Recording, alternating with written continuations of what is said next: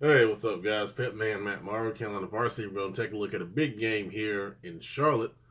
You got the Harding Rams at 3-0 hosting the Gaffney Indians out of South Carolina, who are 1-1. And Gaffney is ranked as a top 10 team in South Carolina. And they made the comment in the Observer this is the kind of game you would see a Power in Butler or Mallet Creek play. And when this game was scheduled, I reached out to Coach Sam Griner, and I told him, I said, I'm going to be at this game. I told him way back in the spring because I think this is going to be a really good one. And I will be here along with Brandon. We'll be at this game Friday night. So if you see us, feel free to say hello. Now, you look at this game. I've seen Gaffney in person. We saw him back at the West Meck Jamboree, the North Carolina-South Carolina border showdown or something. I forget the name of it.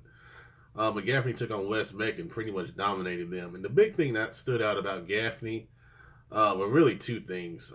Offensively, they were really efficient. They did, take a couple shots down the field, but they were pretty methodical offensively. And I don't know if they weren't trying to show much or whatever, but they were methodical, moving the ball 4 or 5 yards a pop. Runs and short passes primarily. Quarterback was athletic.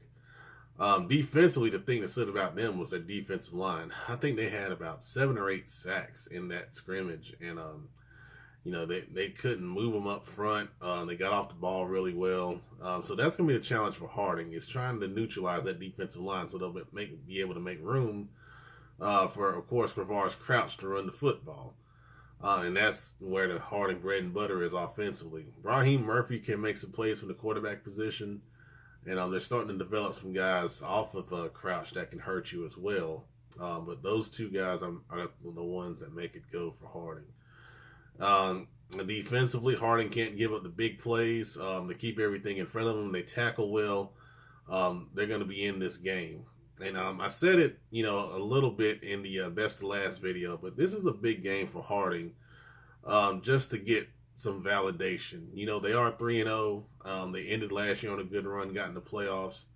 But they got these games coming up to kind of, see if they've arrived in that top echelon in the city of Charlotte. I got them there, but, if they win this game Friday night, it's going to go a long way in a lot of people's eyes in validating Harding as a real threat here in the city and the state of North Carolina. So once again, this will be a good game Friday night. We'll be there. Look forward to it. Thanks for the support, guys, and good luck. Thanks.